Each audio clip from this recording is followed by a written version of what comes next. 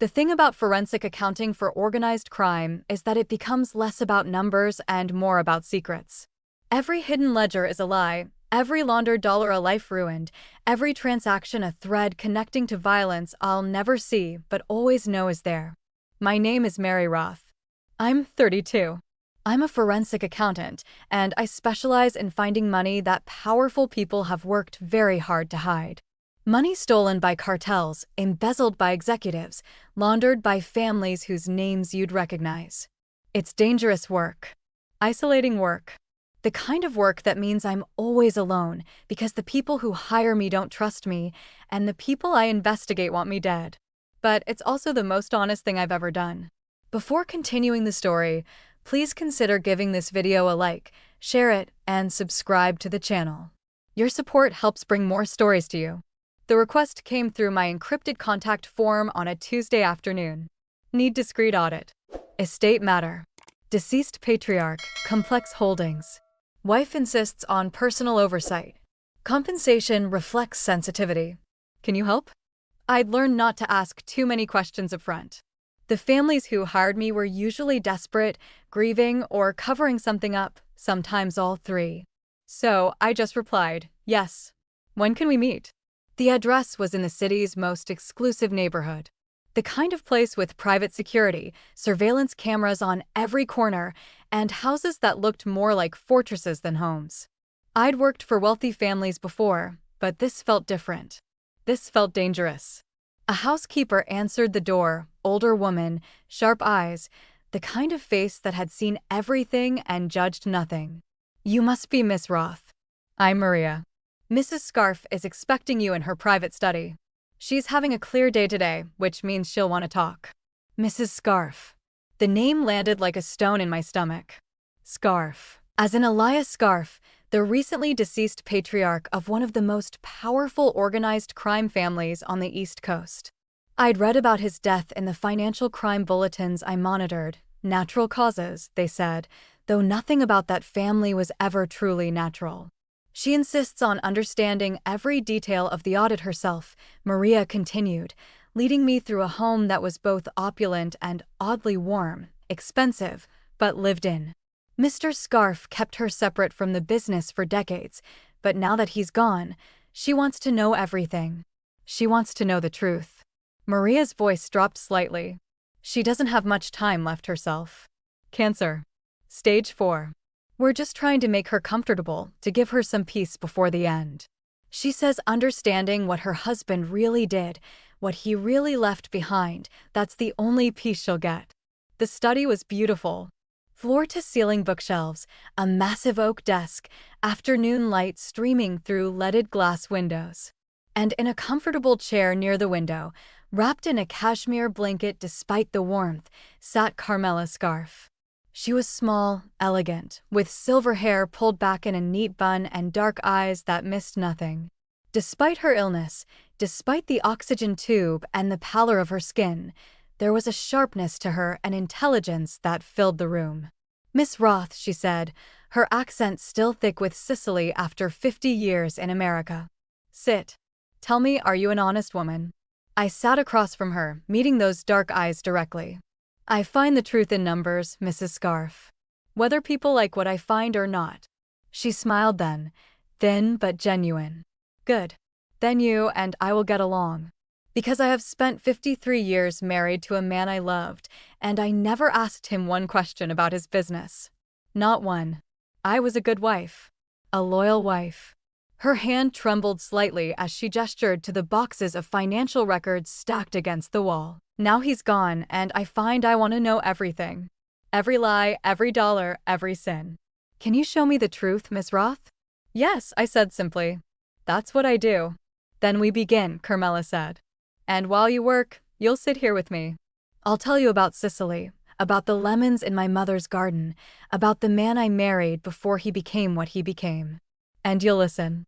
Because, Miss Roth, I think you understand something about loneliness. I think you know what it's like to see the truth when everyone around you wants to live with lies. She was right. She saw me in a way no one had in years. And in that moment, surrounded by the evidence of decades of crime, sitting across from the dying wife of a Mafia boss, I felt something I hadn't felt in a very long time. I felt seen. That's how it started. That's how I found myself, 6 weeks later, standing in the rain at Carmela Scarf's funeral, the only person there who wasn't family, wasn't business, wasn't bound by blood or fear. Just a woman who'd spent hours listening to stories about lemon trees and first loves, who'd held a dying woman's hand while explaining how her husband had built an empire on other people's ruin. And that's when I saw him. Jayden Scarf. The son. The heir. The new boss. Standing across the grave, his dark suit perfect despite the rain, his eyes locked on me with an intensity that made my breath catch. Because I was the anomaly. The outsider. The one person at his mother's funeral who had no reason to be there except that I'd cared. After the service, as the crowd dispersed to their black cars and whispered conversations, he walked straight toward me. His security detail moved to intercept, but he waved them off with a single gesture. "You're the accountant," he said. Not a question. His voice was deep, controlled, with an edge that suggested violence was always an option. "Mary Roth." "I am," I replied, standing my ground even though every instinct screamed at me to leave, to run, to get away from this dangerous man. "You came." He said it quietly, almost wonderingly. "To my mother's funeral. You came. She was my friend." Something shifted in his face, grief, surprise, something raw and unguarded. My mother didn't have friends. She had family. She had obligations. She had 50 years of being Mrs. Elias Scarf. He paused, his dark eyes searching mine. "But she talked about you. In those last weeks, she talked about the woman with the sharp mind and the sad eyes who understood what it meant to be alone." The rain fell harder, but neither of us moved. "She said you were the only one who made her smile," Jayden continued, his voice rough with emotion he was barely containing. "Not at a joke. Not at a story. Just smile. Like she was happy." I felt tears sting my eyes, mixing with the rain on my face. "She made me smile too." Jayden Scarf, the ruthless heir to a criminal empire, the man whose name made FBI agents nervous and rival families careful, looked at me like I was a puzzle he desperately needed to solve. "Miss Roth," he said, "I'd like to hire you." And just like that, everything changed. The final ledger closed with a soft sound that felt too quiet for what it represented. 6 weeks of work, hundreds of hours tracing money through shell corporations and offshore accounts, and I'd finally mapped the complete financial legacy of Elias Scarf. It was uglier than I'd expected, and I'd expected it to be ugly. Protection money, legitimate businesses used as fronts, investments that looked clean on the surface, but were purchased with blood and extortion. The numbers told the story his widow had never wanted to hear while he was alive.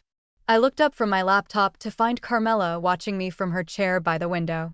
She'd grown frilier in the weeks I'd been coming here, the cancer eating away at her with a cruelty that seemed personal. The afternoon light made her look almost translucent, like she was already halfway to becoming a ghost. "You have that look," she said, her voice thin but still sharp. "The look you get when you've found something particularly bad." "Mrs. Scarf, Carmela." She smiled. "After all these hours, after all the stories I've told you about my mother's lemon trees and my first dance with Elias, when he was just a handsome boy who made me laugh, you still call me Mrs. Scarf. Such formality, Mary. It's very American." I saved my files and closed the laptop, giving her my full attention the way I always did when she wanted to talk. "The audit is complete, Carmela. I'll have the full report ready for your attorney by tomorrow." "How bad is it?" I'd learned not to lie to her. "He built an empire. But the foundation is blood money, and the structure is designed to collapse the moment anyone looks too closely.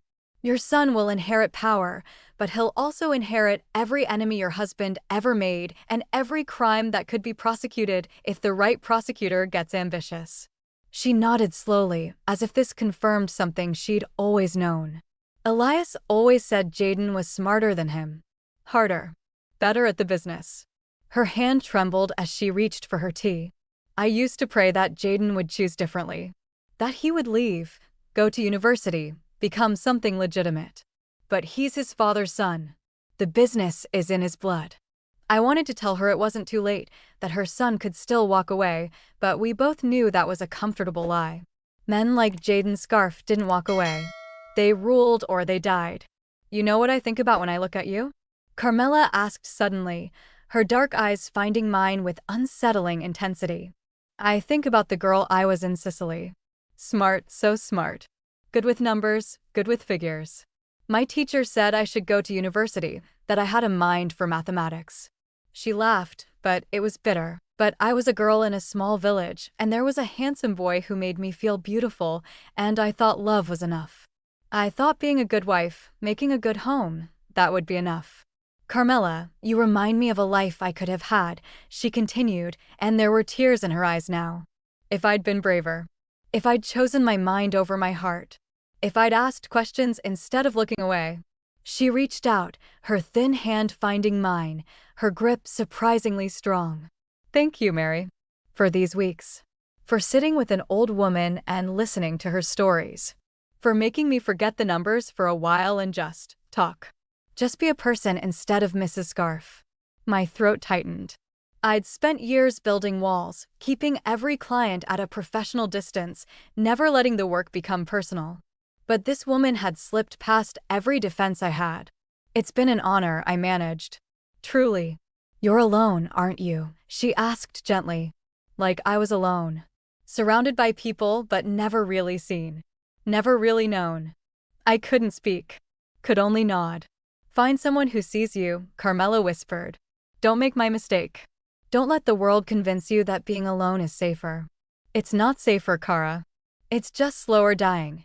I left that day carrying my laptop and my notes, and I carried something else too, a grief I hadn't expected, a connection I hadn't planned for, and the weight of being seen by someone who understood exactly what loneliness cost. The call came a week later. Maria's voice was steady but sad. Mrs. Scarf passed this morning. Peacefully in her sleep. She asked me to make sure you knew. She said you'd want to know. I sat in my apartment, staring at my phone, feeling a loss that was entirely unprofessional and completely overwhelming. I'd lost clients before. I'd finished jobs and moved on without looking back. That was survival in my line of work. But Carmela wasn't a client. She was a friend, maybe the only real friend I'd had in years. The funeral was held 3 days later at an old Catholic church in the city, the kind of place with marble columns and stained glass that cost more than most people earned in a lifetime. I stood in the back, apart from the sea of black suits and expensive dresses, watching the organized crime royalty of the East Coast pay their respects to a woman most of them had barely known. The rain started as they carried her casket out, a cold October rain that felt appropriate for burying the last soft thing in a world of hard men and harder choices. I should have left. I should have paid my respects and disappeared, maintained the professional distance I'd already destroyed by coming at all. But I stayed. I stood in the rain at the cemetery, watching from a distance as they lowered Carmela's scarf into the ground beside her husband, and I let myself cry for the woman who'd seen me, who'd understood me, who'd warned me not to die slowly the way she had. That's when I felt it, the weight of someone's attention, focused and intense. I looked up and found him staring at me from across the grave. Jayden Scarf. The text came at 7 in the morning, from a number I didn't recognize, but somehow knew immediately.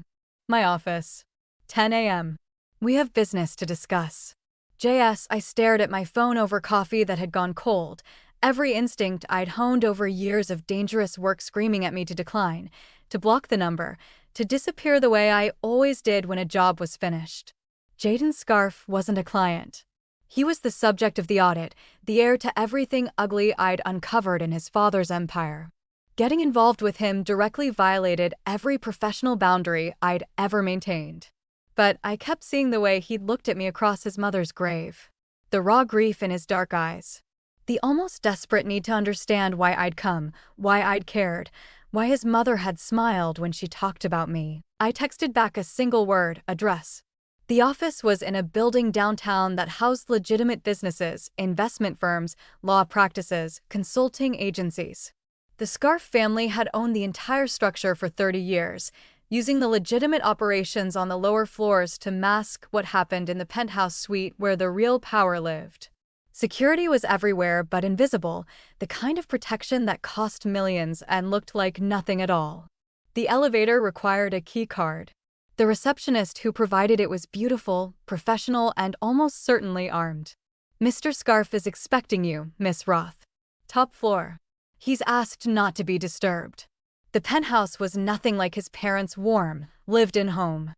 This was all clean lines and floor-to-ceiling windows, expensive minimalism that suggested power without comfort.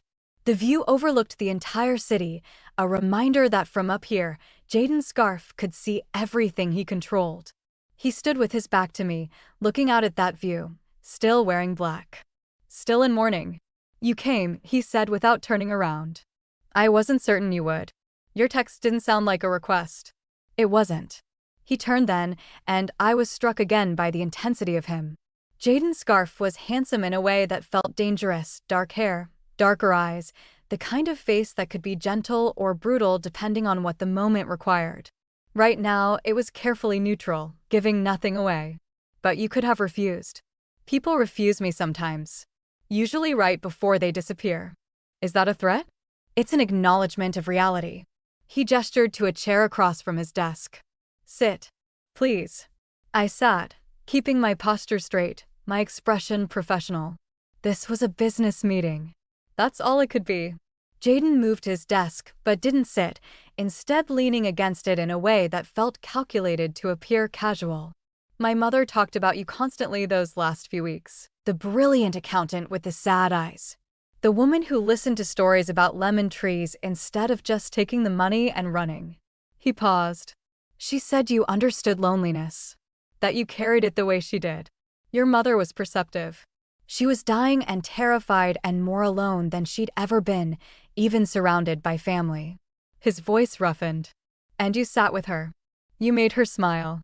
You gave her something none of us could." I didn't know what to say to that, so I said nothing. "I had my people investigate you," Jayden continued, and there was no apology in his voice. "After the funeral. After I saw you standing there in the rain, crying for a woman you'd known for 6 weeks. I needed to understand who you were." My heart rate picked up. If his people had dug deep enough, they'd find things I'd buried carefully. My work with the FBI, the cases I'd helped build against organizations exactly like his. "And what did you find?" "That you're the best forensic accountant on the East Coast. That you've worked for families like mine before, always staying just on the right side of legal, never testifying, never becoming a witness. That you're expensive, discreet, and ruthlessly honest." He smiled slightly. "And that before you went private, you spent 3 years helping the FBI dismantle organized crime financial networks." The air left my lungs. "Then you know I'm the last person you should have in this office." "On the contrary." Jayden moved around the desk, sitting now, his focus entirely on me. "You're exactly the person I need. Because you know how the FBI thinks. You know how they build cases. And you know how to find the weaknesses before they do. You want me to help you avoid prosecution. I want you to audit my personal holdings the way you audited my father's estate. I want you to find every vulnerability, every potential threat, every financial connection that could be used against me." He leaned forward. "My father built an empire on violence and fear. I intend to transform it into something sustainable. Something that won't collapse the moment the feds decide to look closely. But I can't do that without knowing exactly what I'm working with." "Why me?" I asked. "You could hire a dozen accountants who don't have my history." "Because you made my mother smile," Jayden said simply. "Because you came to her funeral when you had no obligation, no reason, nothing to gain. Because in a world of people who lie to me constantly, you're someone who tells the truth even when it's ugly." His dark eyes held mine. "I need your ruthless honesty, Mary. I need someone who isn't afraid of what they'll find." I should have said no. Should have walked out of that office and never looked back. But I was looking at a man who'd just lost his mother, who was drowning in grief and power and the weight of an empire he hadn't chosen but couldn't escape. I was looking at someone who understood loneliness the way I did. And I was drawn to him in a way that terrified me. "My rate is $50,000 a week," I heard myself say. "Plus expenses. The audit could take months." "Done. I work independently. No oversight. No one looks at my findings until I'm ready to present them." "Agreed." And if I find something criminal, something actively harmful, I reserve the right to walk away. Jayden smiled, and it was almost sad. Miss Roth, everything about my family is criminal and actively harmful. If that's your line, you should leave now. He was right. I should leave. Should run. Instead, I extended my hand across his desk. Then we have a deal, Mr. Scarf. His hand enveloped mine, warm and strong, and I felt the current of connection between us. Dangerous, undeniable, inevitable. Call me Jayden, he said softly. I think we're past formalities, don't you?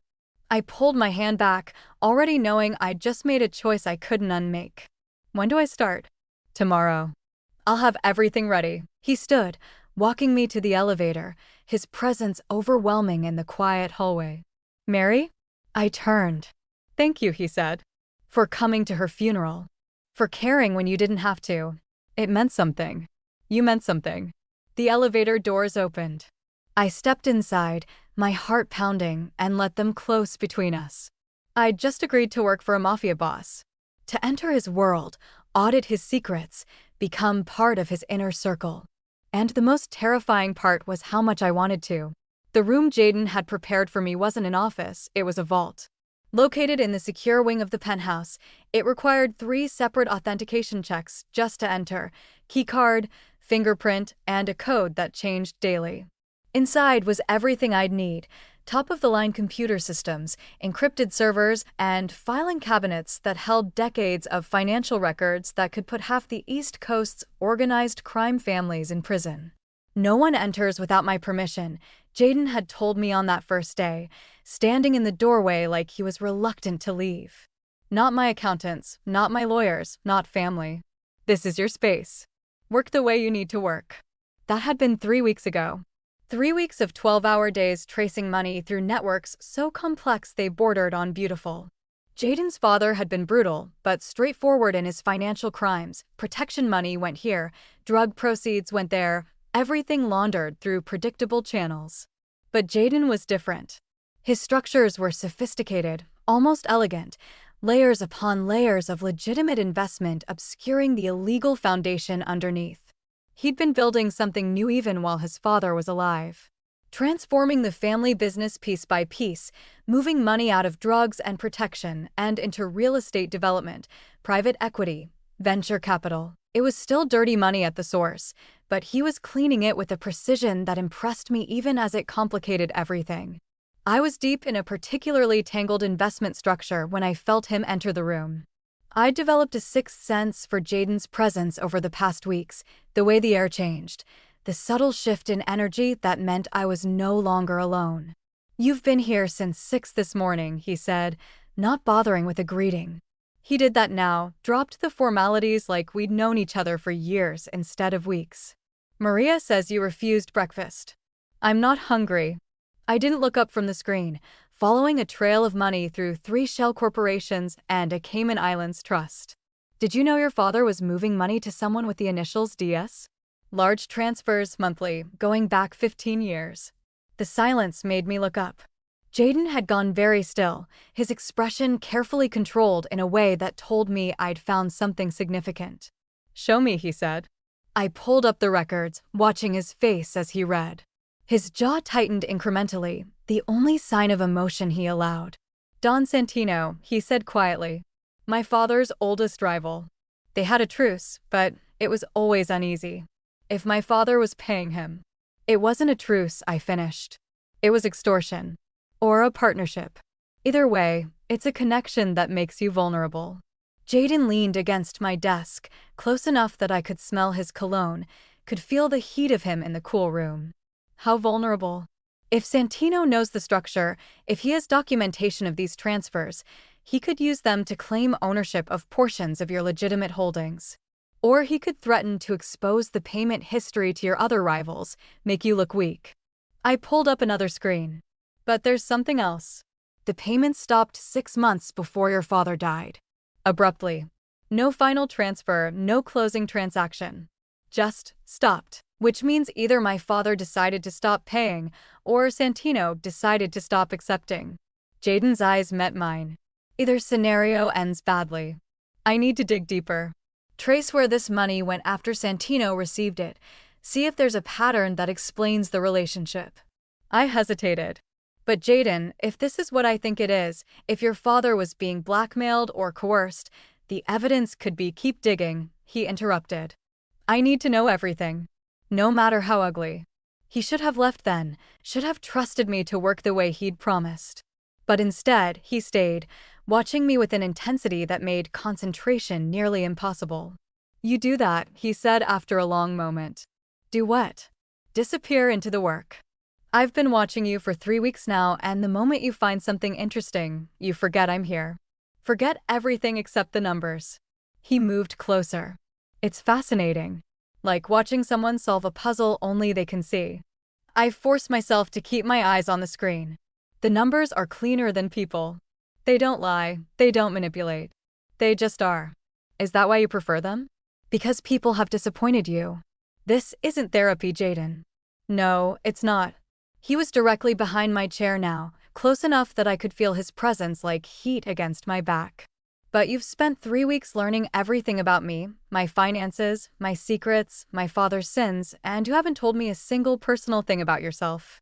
You keep this distance, this professional wall, like if you let it down for 1 second, everything will fall apart.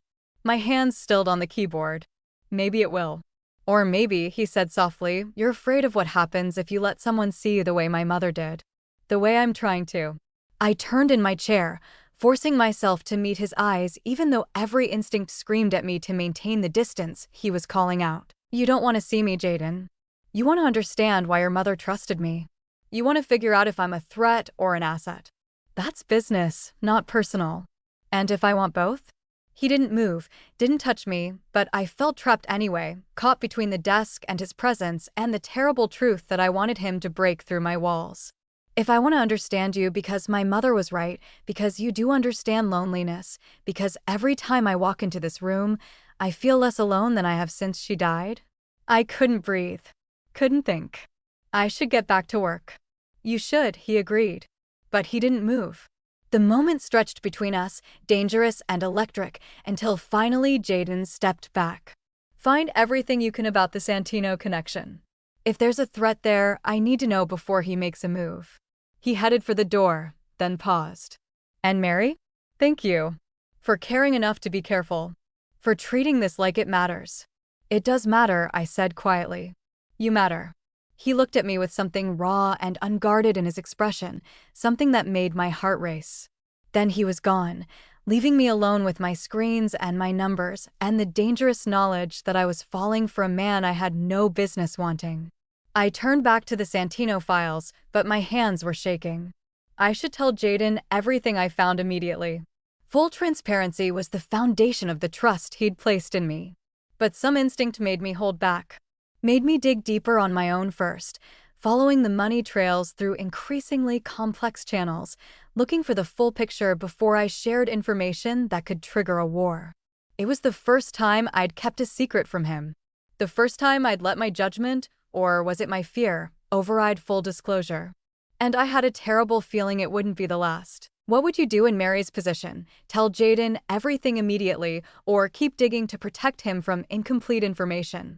Drop your thoughts in the comments below, and if you're invested in Mary and Jayden's dangerous journey, subscribe so you don't miss what happens when secrets like these inevitably come to light. ***, the dinner invitation came on a Friday evening. Delivered not by text, but by Jayden himself, appearing in my doorway at 8 p.m. when I was still buried in spreadsheets tracking the Santino money through its labyrinthine path. You need to eat, he said, and there was something different in his voice, less boss, more something I couldn't quite name. I'll order something later. No, you won't. You'll work until midnight, go home, collapse, and be back here by 6 a.m. running on coffee and stubbornness. He leaned against the doorframe, arms crossed. I'm not asking as your client, Mary. I'm asking as someone who'd like your company over dinner. My private dining room. Just us. No business. I should have said no. Should have maintained the professional boundary that was already dangerously thin. But I was tired of eating alone, tired of spending every evening with nothing but numbers and silence, and the way he was looking at me made me feel seen in a way that was both terrifying and intoxicating. "Just dinner?" I asked. "Just dinner," he agreed, though I make no promises about the conversation.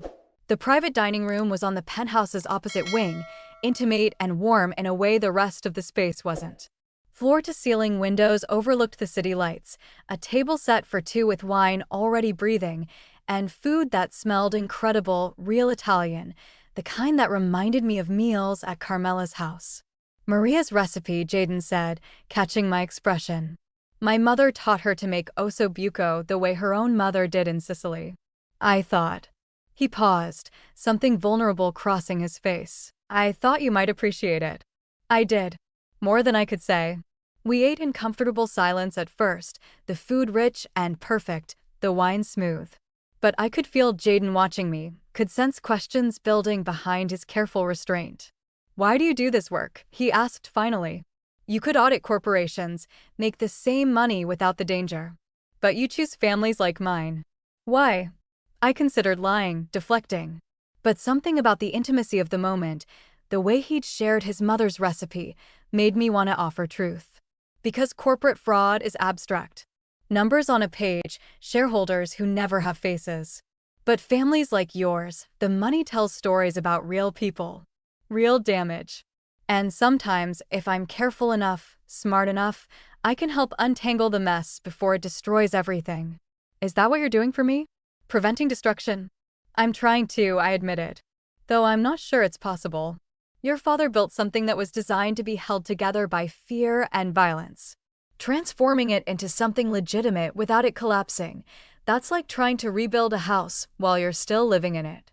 Jayden refilled our wine glasses, his movements precise.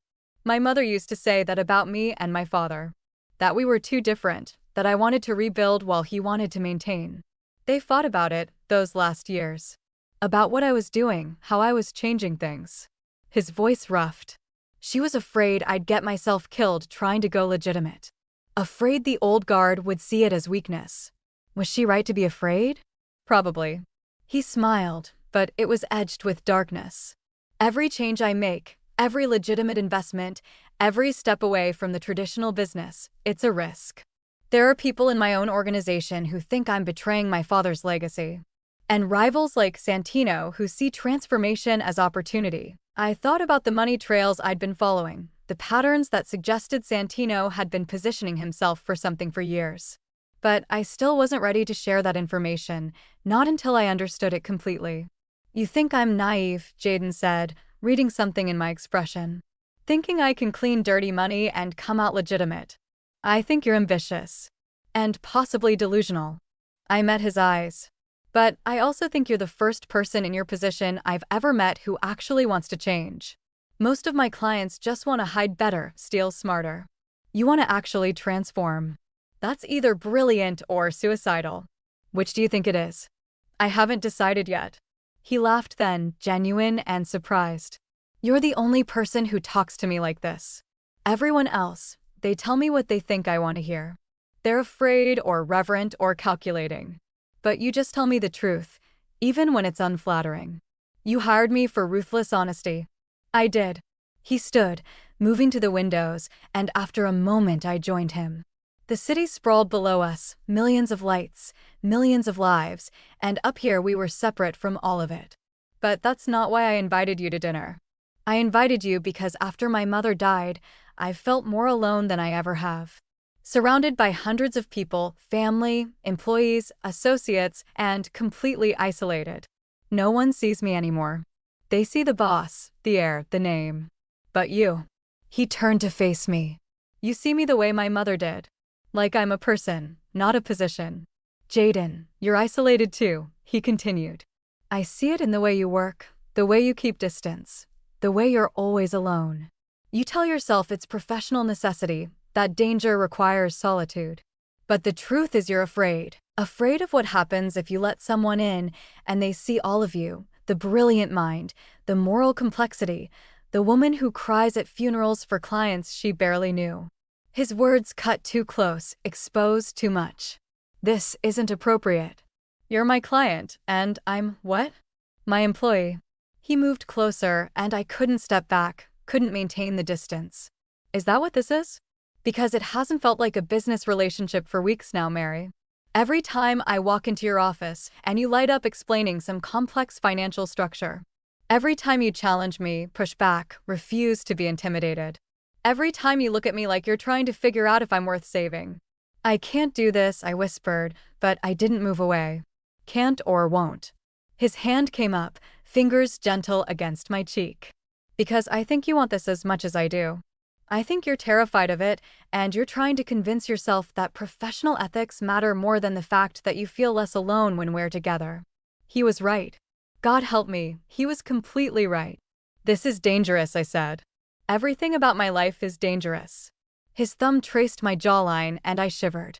But you're the only thing that feels real.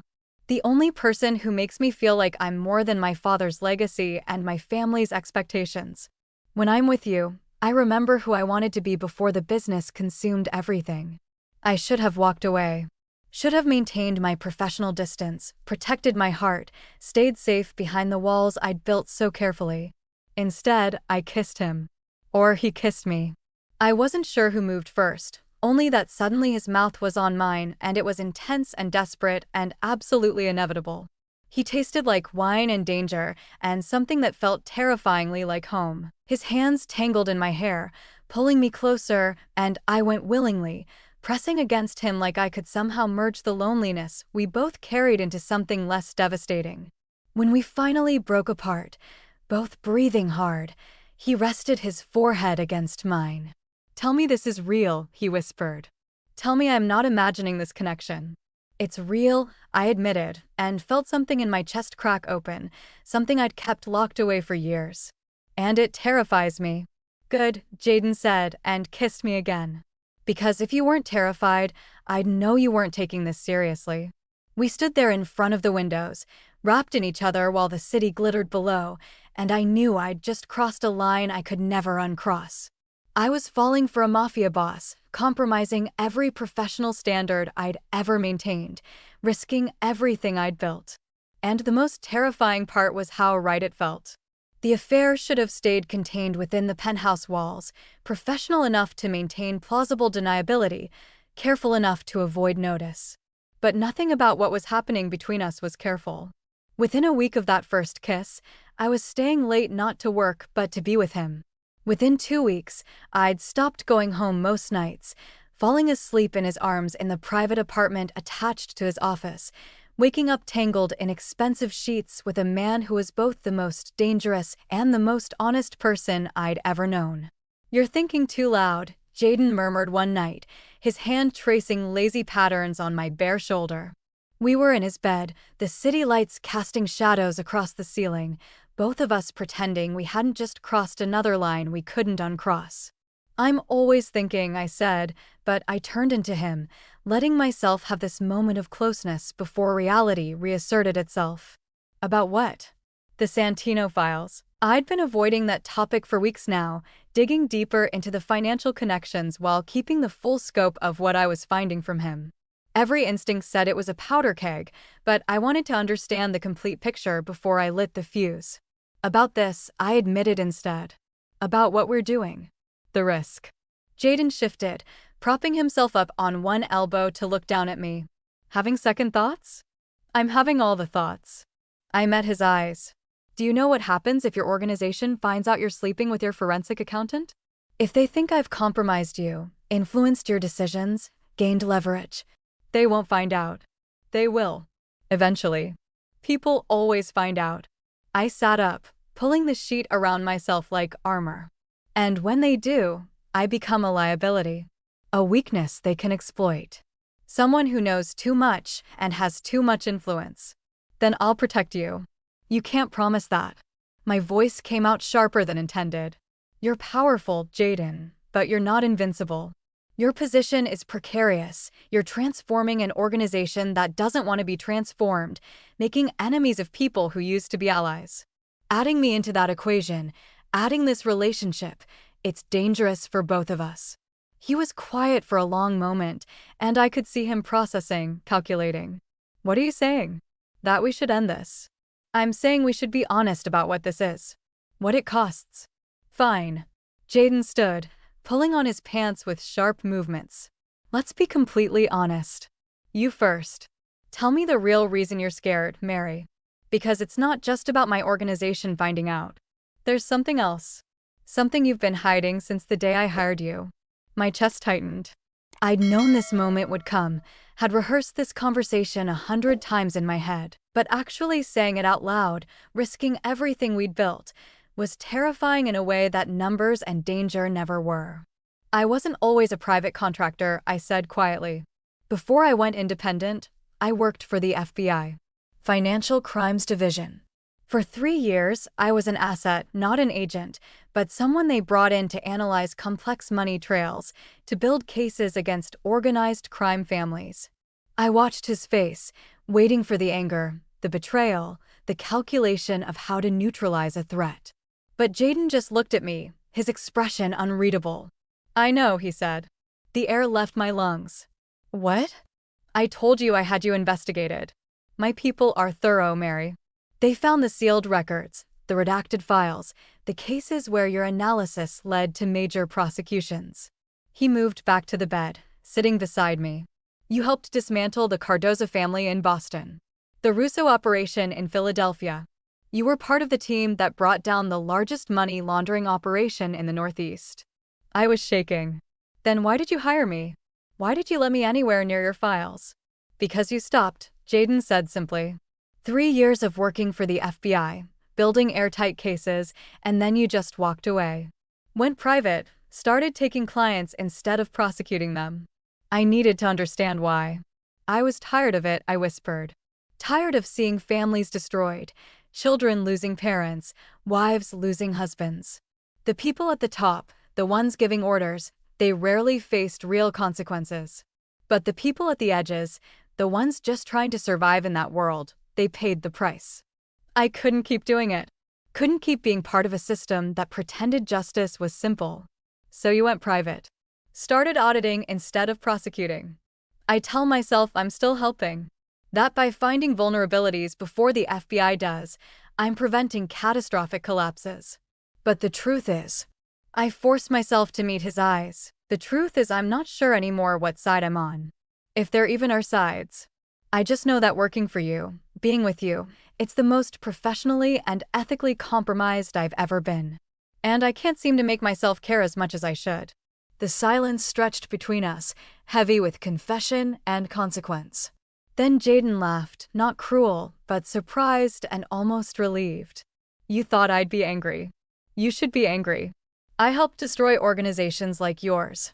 I have skills and knowledge that make me incredibly dangerous to you. Yes, he agreed. You do. That's exactly why I hired you. He took my face in his hands, forcing me to look at him. I didn't want someone safe, Mary. I wanted someone who understood the system well enough to dismantle it. Someone who'd seen organizations like mine from the inside and knew every vulnerability. I hired you because you're the best at finding the truth, and I wouldn't want you any other way. But my past makes you more valuable, not less. You know how the FBI thinks, how they build cases. You can help me stay ahead of them, legitimize faster, protect what I'm trying to build. His thumb brushed away a tear I hadn't realized had fallen. And personally, the fact that you chose to be here, chose to work for me knowing what it meant, knowing what you'd be giving up, that means everything. I'm compromised, I said. Professionally, ethically, completely compromised. We both are. Jayden kissed me softly. I'm a mafia boss falling for the woman who's supposed to be auditing my crimes. You're a former FBI asset sleeping with a man you once would have helped prosecute. We're both risking everything. But Mary, I've never felt less alone than I do when I'm with you. Never felt more seen, more understood, more real. I wanted to argue, to point out all the ways this could destroy us. But he was right. Despite the danger, despite the ethical quicksand, I felt more alive with him than I had in years. If we do this, I said carefully, if we commit to this relationship, you need to understand what you're promising. Because my past isn't buried deeply enough. If the wrong people find out, if a rival family discovers I worked for the FBI, they won't care that I'm not an asset anymore. They'll see me as a threat. They'll come for me. Then I'll protect you. Jayden's voice was absolute, no room for doubt. No matter the cost. No matter what I have to do or who I have to go through. You're mine now, Mary. And I protect what's mine. It should have sounded possessive, controlling. Instead, it sounded like a promise. Like safety. Like home. I need you to mean that, I whispered. Because I'm all in, Jayden. Professionally compromised, ethically bankrupt, completely committed. I'm choosing you over everything I thought I believed in. So if you're not absolutely certain, he kissed me, deep and claiming, and when he pulled back his eyes were fierce. I've never been more certain of anything. You're the only real thing in my world, Mary. The only person who sees me and stays anyway. I will protect you. I will keep you safe. I promise. I believed him. God help me, I believed him completely. We made love again that night, slower this time, weighted with confession and commitment. And when I finally fell asleep in his arms, I felt something I hadn't felt in years. I felt like I belonged somewhere. To someone. Even if that somewhere was dangerous, and that someone could get me killed. Mary just confessed her FBI past to the man whose empire she once would have helped destroy, and he chose her anyway. But is Jayden's promise of protection enough against the threats they're about to face? Drop your thoughts in the comments, and if you're as invested in this dangerous love story as we are, subscribe to see how far they'll go to protect each other when the past comes calling. Asterisk, asterisk. The pattern revealed itself at 3 in the morning, the way the most devastating truths always do. I'd been tracking the Santino payments for weeks, following money through increasingly complex channels, but it wasn't until I overlaid the payment dates with other financial events in Elias Scarf's empire that I saw it. And once I saw it, I couldn't unsee it. Every payment to Santino corresponded with a major acquisition or expansion. Every time Elias moved into new territory, opened a new operation, made a significant investment, money flowed to Santino within 48 hours. But it wasn't protection money or partnership dividends. The amounts were too specific, too calculated. They were designed to create a paper trail that looked like co-ownership, like Santino had been a silent partner in everything Elias had built for 15 years. And then, 6 months before Elias died, the payments stopped. Right when Jayden had started making his push toward legitimacy, right when he'd begun transforming the family business. My hands were shaking as I pulled up the supporting documents, shell corporations registered in Santino's network, investment agreements with signatures that could be either Elias's or expertly forged, offshore accounts that suggested shared ownership. It was brilliant and devastating. Elias had either been blackmailed into creating evidence of a partnership that didn't exist, or he'd actually partnered with his greatest rival and hidden it from everyone, including his son. Either way, Jayden was walking into a trap built by his own father. I looked at the clock. 4 a.m. Jayden would be awake. He rarely slept more than a few hours. I could go to him now, show him what I'd found. But the weight of it, the implications, they were so massive I needed to be absolutely certain. I spent the next 2 hours triple-checking every connection, every document, every piece of evidence. And with each verification, the picture became clearer and more catastrophic. Don Santino had documentation that suggested he owned portions of nearly every major legitimate asset Jayden had been building his future on. The real estate developments, the venture capital fund, the private equity investments, all of them contaminated with Santino's claim. When Jayden walked into my office at 7 a.m. with coffee and that soft smile he only showed me, I felt my heart break a little. "You've been here all night," he said, setting the coffee on my desk. Then he saw my face. "What did you find?" "Sit down." He didn't sit. "Mary, what did you find?" I turned the screen toward him, pulling up the financial map I'd created. Your father wasn't paying Don Santino protection money or tribute. He was creating evidence of a partnership. For 15 years, every major move your father made, he structured it to look like Santino was a co-investor. Shell corporations, joint accounts, investment agreements, it's all there. Jayden stared at the screen, his expression hardening. "That's impossible. My father hated Santino. They were rivals for 40 years. "I know. Which means either your father was forced into this arrangement, blackmailed into creating fake partnership evidence, or he actually partnered with Santino and hid it from everyone. I pulled up another file. But here's the critical part. The payments stopped 6 months before your father died, right when you started pushing toward legitimacy. He was protecting the old business model, Jayden said quietly, and I could see him processing, his strategic mind working through implications. He knew I was going to transform everything. So he either stopped paying Santino or Santino stopped accepting payment because the arrangement was about to become worthless. Exactly. And now you've spent 2 years building legitimate businesses on foundations your father contaminated. Santino has documentation that suggests he owns portions of your cleanest assets. I stood, moving around the desk to face him. Jayden, if he surfaces these documents, if he claims partnership rights, he could either force you into actual partnership, giving him control over your legitimate operations, or he could expose the connection to your rivals and law enforcement, destroying your credibility and legitimacy. It's a trap, Jayden said, and his voice was cold in a way I'd never heard before. My father built me a trap. Either he was being blackmailed and couldn't tell me, or he was protecting his legacy by sabotaging mine. There's more. I pulled up the final piece. 3 weeks before your father died, he made a single transfer to an account in Switzerland. $50 million. The account is registered to a trust, but when I traced the beneficial ownership, I paused, hating what I had to say. It's in your name, Jayden. Your father put $50 million in a trust in your name, with documentation that suggests it was funded by the Santino partnership. Jayden's hand slammed on my desk, the only violent reaction he allowed himself. He positioned me as Santino's partner. Made it look like I was complicit, like I knew about the arrangement and benefited from it. Or he was trying to protect you. The trust is set up to only be accessible if certain legal conditions are met, conditions that suggest it was insurance. Money you could access if everything else collapsed. I moved closer to him. I don't know if your father was trying to save you or sacrifice you. But either way, Santino has leverage.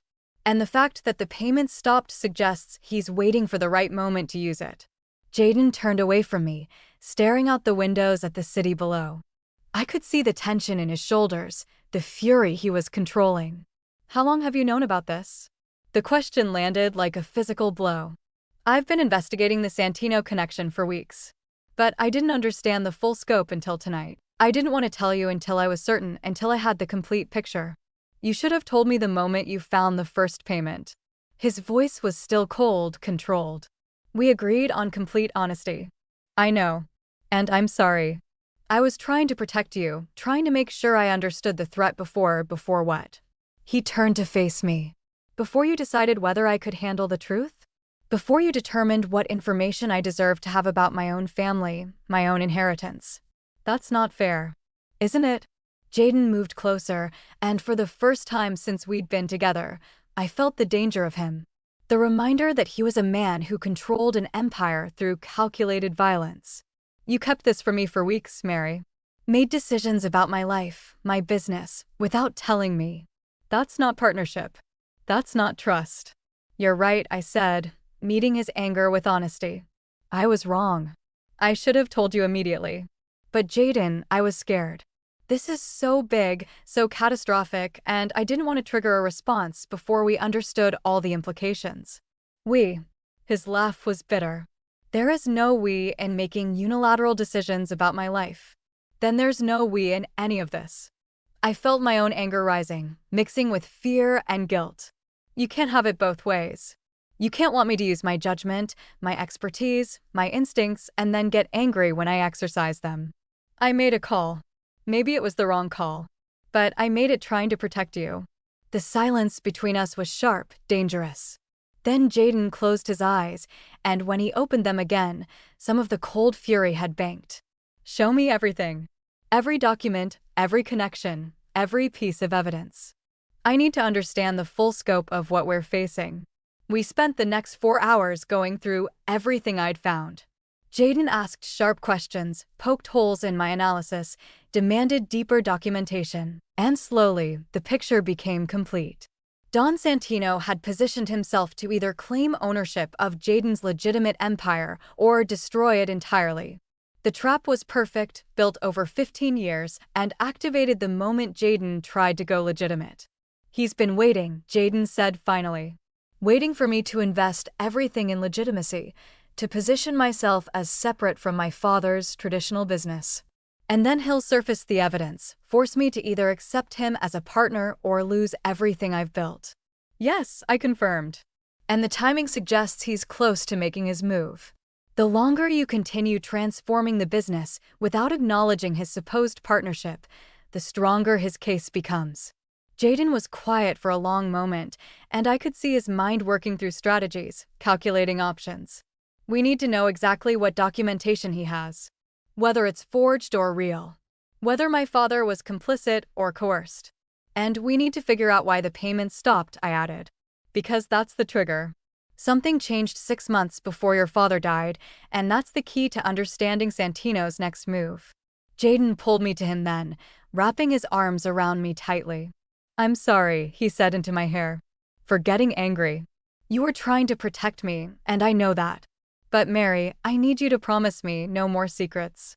No more holding back because you think you're protecting me. We face this together, or we don't face it at all." "I promise," I whispered. "Complete honesty. Even when it's terrifying. Especially when it's terrifying." He pulled back to look at me. "Because this is terrifying, and it's going to get worse before it gets better. Santino isn't going to wait much longer. And when he makes his move, it's going to be devastating. What do we do?" Jayden's expression hardened into something focused and dangerous. "We go on the offensive. We find out exactly what he has, what my father really did, and we neutralize the threat before he can use it." He looked at me. "Can you trace the Switzerland account? Find out who set it up, when, and whether my father did it voluntarily?" "Yes." "It'll take time, but yes." "Then that's where we start. We follow the money, we find the truth, and we figure out how to dismantle this trap before it destroys everything." He kissed me hard. "And Mary? Thank you. For finding this. For caring enough to dig this deep. I know I was angry, but you just saved my life." Possibly literally. I held him tight, feeling the weight of what we were facing. Somewhere out there, Don Santino was waiting. And the trap Elias Scarf had built, whether intentionally or under duress, was about to be sprung. We had to be ready. Because when it came, it would come fast, and it would come with the intention to destroy everything Jayden had built. Everything we'd built together. The asset liquidation plan was aggressive and risky, but it was our best option. Over the course of 2 weeks, Jayden systematically began selling off or restructuring every holding that Santino's fake documentation could claim partnership in. We moved fast and quietly, using legitimate buyers, clean transactions, everything designed to look like normal business evolution rather than defensive maneuvering. "The real estate portfolio goes to the Chin Group," I said, reviewing the latest sale agreement. "They're paying above market value, the transaction is completely clean, and they have no connections to any organized crime families. Once this closes, Santino loses claim to your 3 largest properties." Jayden signed the document with sharp, efficient movements. "That's $18 million in liquid assets. What's next?" "The venture capital fund. We're restructuring it as a legitimate investment vehicle with independent board oversight. I've already started the paperwork. It'll take 30 days, but once it's complete, the fund will be legally separate from any historical partnership claims." We worked around the clock, Mary analyzing every asset, every vulnerability, while Jayden executed the plan with ruthless efficiency. It was working. Slowly but steadily, we were dismantling Santino's leverage, transforming the contaminated empire into something clean.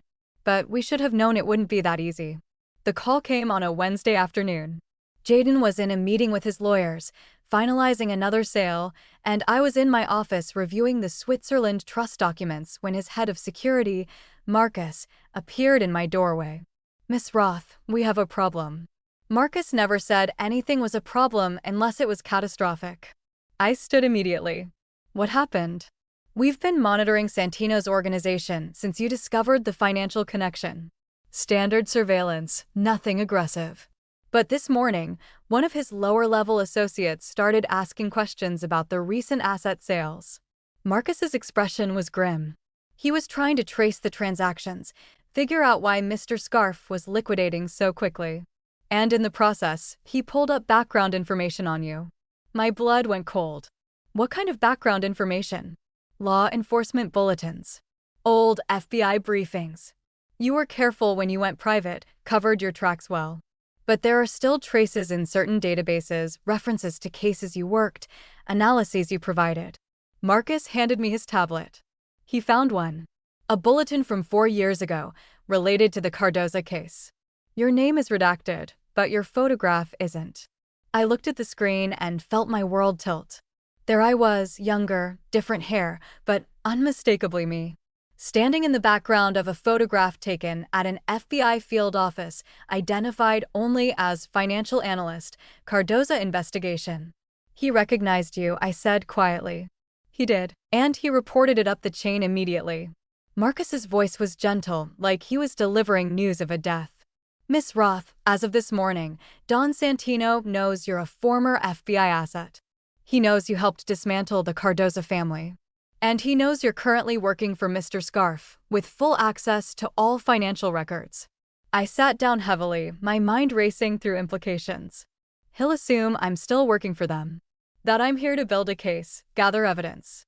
Or he'll assume you flipped.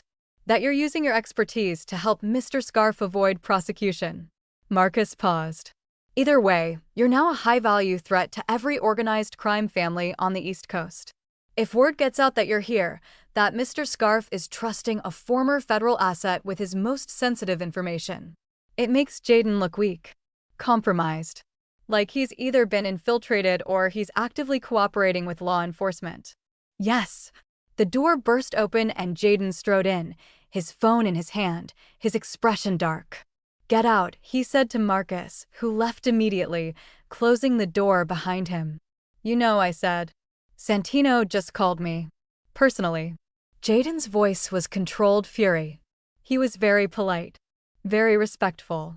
Said he was calling as a courtesy, family to family, to let me know there was a security concern in my organization.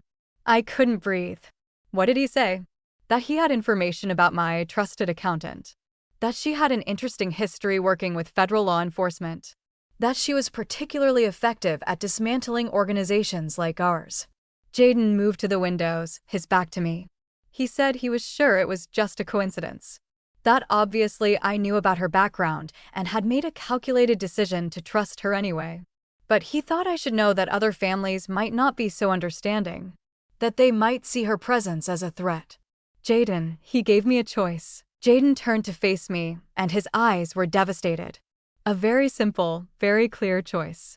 I can hand you over to him, let him debrief you, make sure you're not actively working for the FBI, prove to the other families that I'm taking the threat seriously.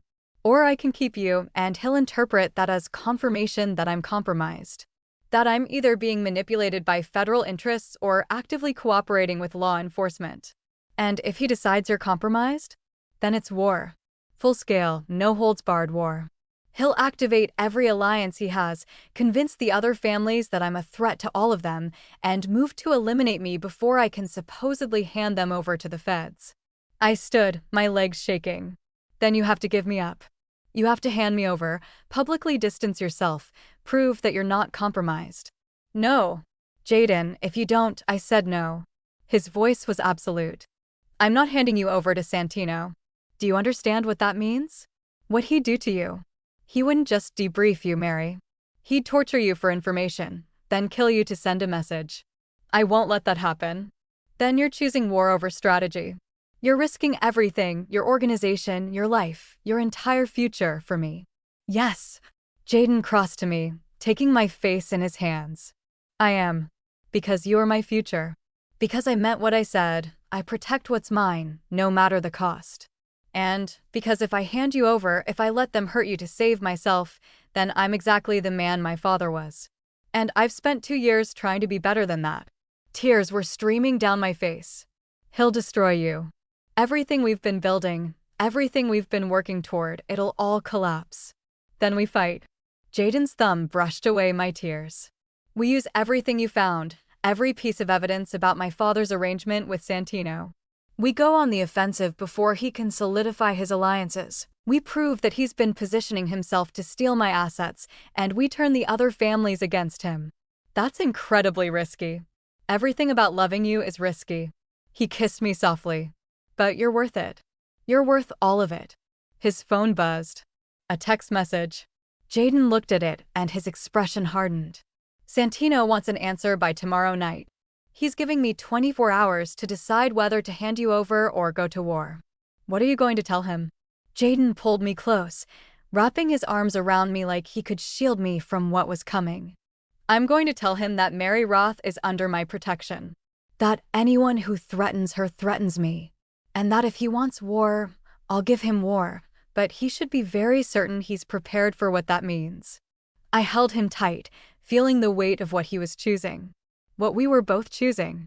Because this wasn't just about Santino anymore. This was about whether love could survive in a world built on violence and betrayal.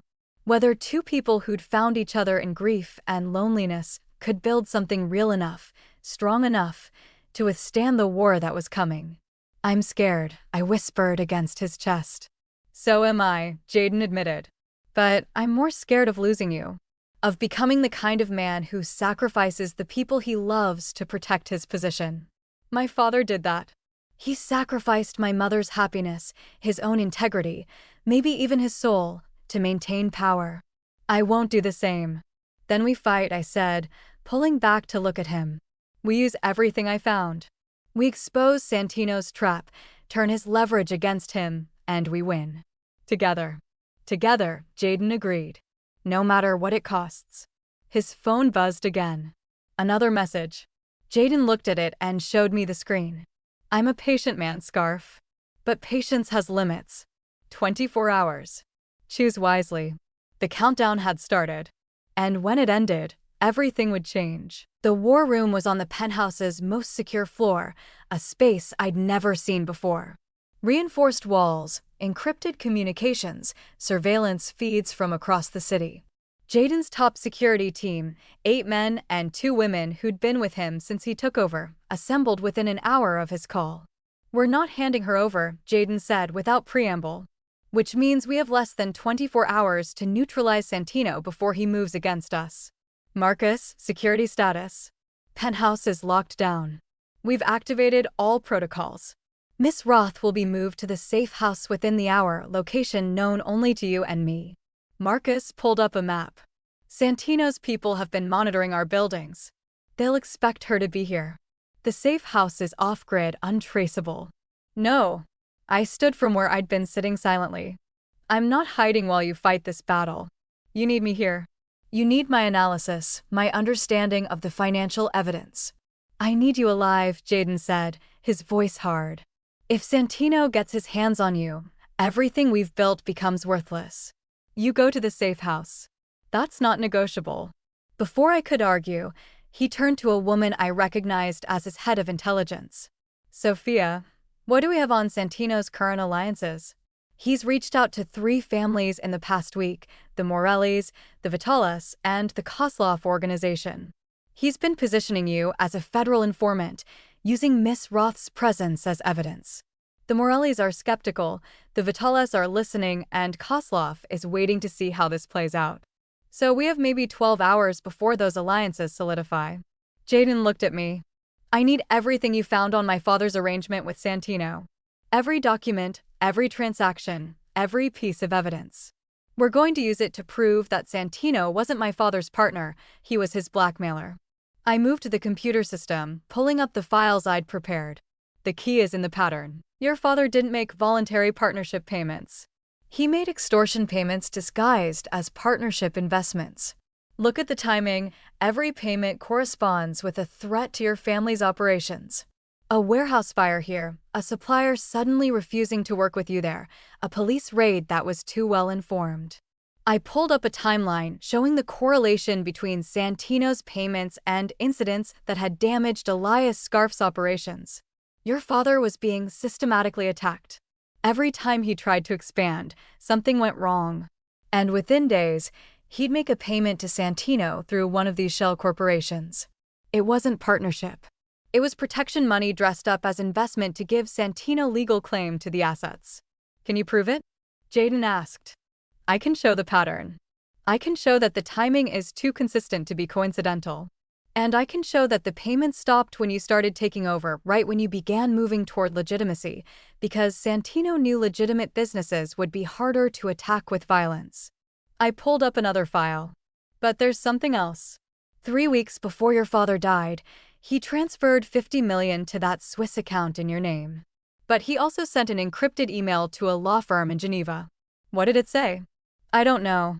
It's sealed, only accessible by you upon his death, with additional instructions that it should only be opened if the Santino arrangement becomes active. I looked at Jayden. Your father left you insurance. Evidence that he knew would protect you if Santino ever tried to claim partnership. Jayden was silent for a long moment. He was protecting me, even if it meant looking like he was betraying me. We need that email, Sophia said. If it contains evidence that Santino was blackmailing your father, it gives us leverage. Jayden pulled out his phone. Get me the Geneva firm. Now. I want that email within the hour. The next 6 hours were a blur of tactical planning. Jayden coordinated his security teams, positioning people throughout the city. He reached out to his own alliances, carefully explaining that Santino was making moves against him based on false information. And he prepared for the meeting that would determine everything. I was escorted to the safe house at midnight, a luxury apartment in a building owned by a shell corporation with no connection to the Scarf family. 2 security guards I'd never seen before, both armed, both silent. Marcus gave me a secure phone with a single contact, Jayden. He'll call you when it's over, Marcus said. One way or another. I wanted to argue, to insist on staying. But I could see the fear in Jayden's eyes when he'd kissed me goodbye. Not fear of Santino, but fear of losing me. So I went, and I waited, and I tried not to imagine all the ways this could end badly. The Geneva law firm came through at 2 a.m. The email was simple and devastating. To my son, if you're reading this, Santino has made his move. Know that every payment I made was under duress. He killed your uncle Marco in 1998 and made it look like a rival hit. He threatened to do the same to you, to your mother, to everyone I loved unless I paid him, and structured it to look like partnership. I built you a trap to escape from. The evidence is in account 4782-CH. Use it. Protect yourself and your mother. I'm sorry I wasn't strong enough to stop him myself. Your father, Jayden, called me at 3 a.m., his voice tight. We have him. My father documented everything, recordings, photographs, evidence of the threats. Santino wasn't a partner. He was a terrorist. What are you going to do? I'm meeting him in 6 hours. Neutral location, both of us with minimal security. He thinks I'm coming to negotiate your handover. Instead, I'm going to show him exactly what I have and give him a choice. Walk away from all claims to my assets and never threaten my organization again. Or I release everything to every family on the East Coast and let them know he's been running extortion schemes disguised as partnerships for 20 years. He could kill you. He could try. But I don't think he will. Because if I die, this evidence goes public automatically. Sophia has instructions. If I don't check in within 12 hours, everything gets released. He paused. I need you to trust me, Mary. Trust that I can do this without it becoming a bloodbath. I trust you, I whispered. Come back to me. Always. The meeting took place at dawn in a warehouse on the waterfront, neutral ground, swept for weapons and surveillance. Jayden went with just Marcus. Santino brought 2 guards. I watched through the secure feed Sophia had set up, my heart in my throat. Jayden didn't waste time. He put a tablet on the table between them and played the recordings. His father's voice, shaking with rage and fear, documenting Santino's threats. Photographs of Marco Scarf's body, with notes in Elias's handwriting detailing why he knew it was Santino. Financial records showing the correlation between threats and payments. Santino's face went pale, then red, then carefully blank. Your father was a weak man, he said finally. My father was protecting his family the only way he knew how. Jayden's voice was ice. And now I'm protecting mine. You have 2 choices, Santino. You walk away from all claims to my assets, you stop spreading lies about Mary Roth, and you never move against my organization again. Or I release all of this to every family you've ever worked with, and we let them decide how they feel about your 20-year extortion scheme. You'd start a war. No, you'd start a war.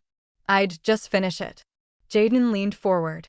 I don't want violence. I want legitimacy, stability, and a future that isn't built on my father's fear. But if you force my hand, I will burn your organization to the ground using nothing but the truth. Your choice. The silence stretched. Then Santino stood. The girl lives. The claims are withdrawn. But Scarf, this isn't over. You've made an enemy today. I made an enemy 20 years ago when you killed my uncle, Jayden said quietly. Today, I just made sure you can't use that leverage anymore. Santino left. Jayden stayed in that warehouse for another hour, making sure it wasn't a trap, that no retaliation was coming. Then he called me. It's done. We won. I sobbed with relief, months of tension releasing all at once. Are you okay? I'm coming to get you. Stay there. I'll be there in 20 minutes. His voice softened. I love you, Mary. I chose you. And I'd choose you again, every time. When he arrived, I threw myself into his arms, and he held me like he'd never let go. We'd face the threat together. We'd used truth as a weapon and won without bloodshed. We'd protected each other. And somehow, impossibly, we'd survived. Jayden chose love over power and used truth instead of violence to win. But is Santino's retreat really the end, or just the beginning of a different kind of war? What would you have done in Jayden's position, negotiated, or eliminated the threat permanently? Share your thoughts in the comments below, and if you want to see how Mary and Jayden build their future from the ashes of this battle, subscribe for the final story. The press conference was scheduled for 10 a.m. on a Tuesday, exactly 2 weeks after the confrontation with Santino.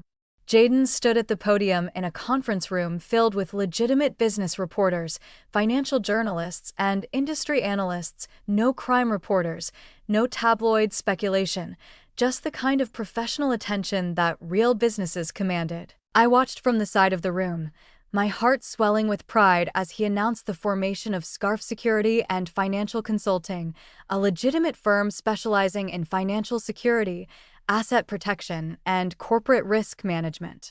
The business plan I'd helped him develop was solid, defensible, and completely legal.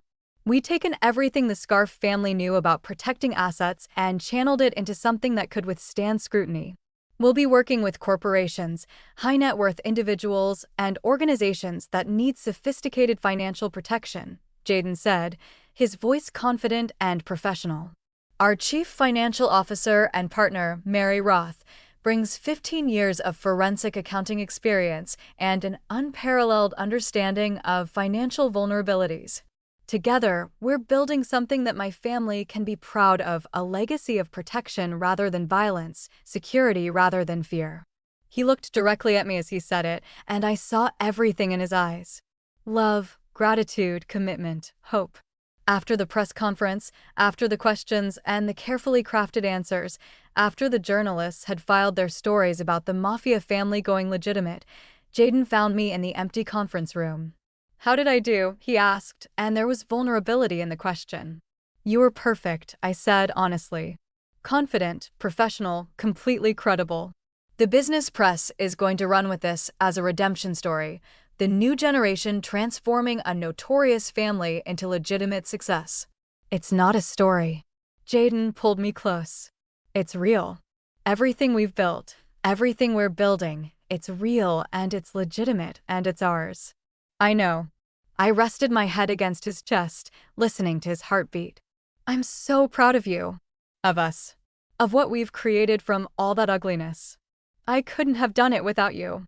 He pulled back to look at me. Mary, you saved me. Saved my family's future. Gave me a path out of the trap my father built. And you did it all while being brilliant and terrifying and the most honest person I've ever known. I'm not that terrifying. You absolutely are. He smiled. Which is why I need to ask you something before I lose my courage. Jayden reached into his pocket and pulled out a small velvet box.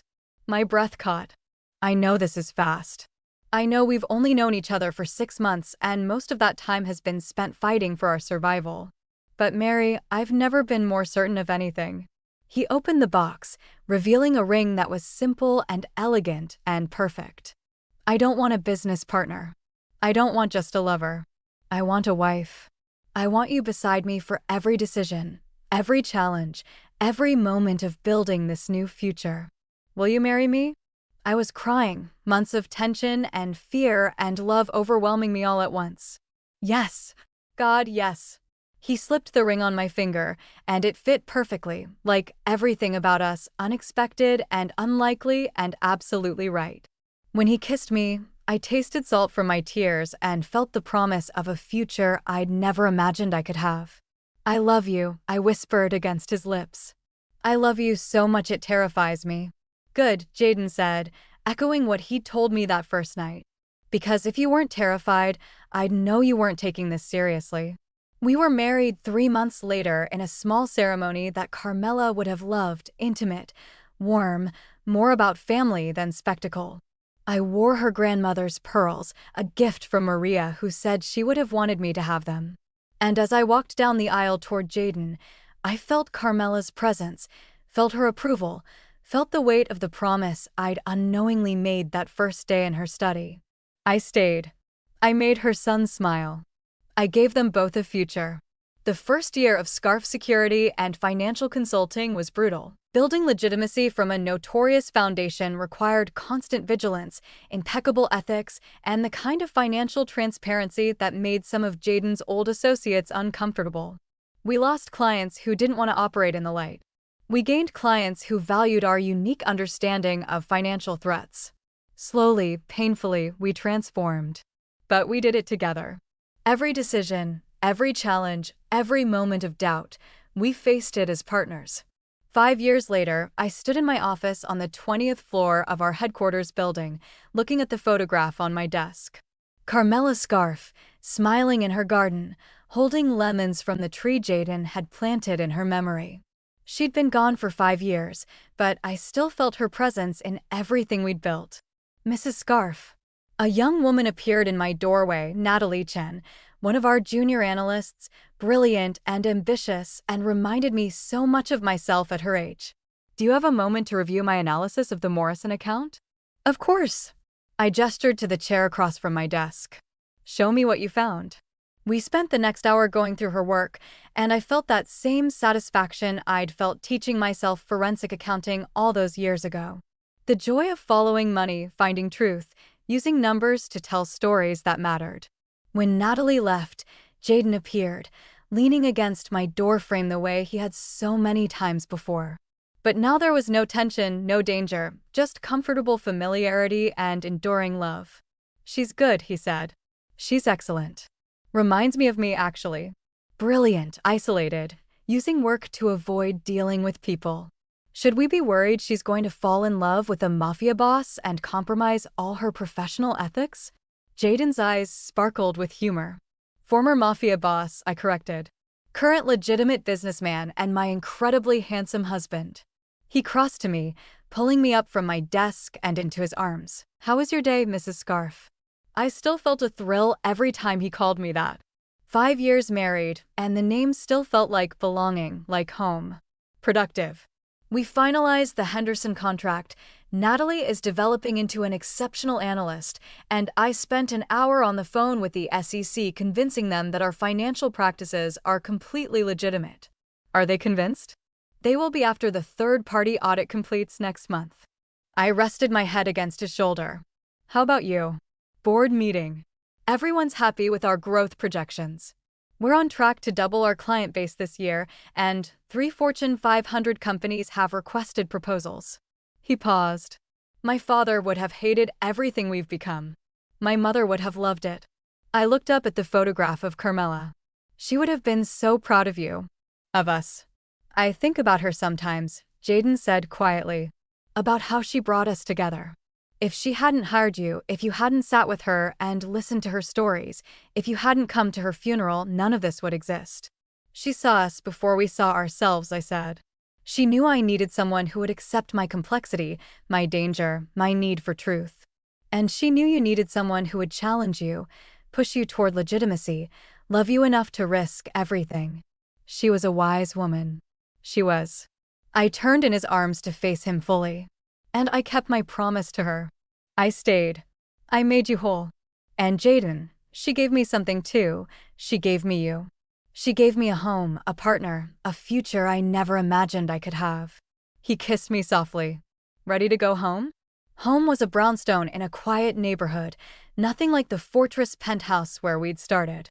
It was warm and lived in, with photographs on the walls and books overflowing from shelves and a garden where Jayden grew lemons in Carmela's memory. As we walked out of the office together, my hand in his, I thought about the woman I'd been 6 years ago, isolated, brilliant, lonely, convinced that her work required solitude and that love was a luxury she couldn't afford. That woman would never have believed that she'd end up here, married to a man who'd been a mafia boss, running a legitimate business built from criminal foundations, mentoring the next generation, and happier than she'd ever imagined possible. But Carmela had seen it, had recognized the loneliness in both of us and known, somehow, that we could heal each other. "What are you thinking about?" Jayden asked as we stepped into the elevator. "Your mother. And lemon trees. And how grateful I am that I came to her funeral that day." "Me too." He pulled me close. "Because you were the only one who made her smile. And Mary, you're the only one who's made me whole." I kissed him as the elevator descended, carrying us toward home, toward the future we'd built together from grief and danger and impossible love. And I knew, with absolute certainty, that I was exactly where I was meant to be. Finally, blessedly, home. Thank you for listening until the very end. Don't forget to like, subscribe, and share the story. There's another story like the one you just enjoyed on your left screen.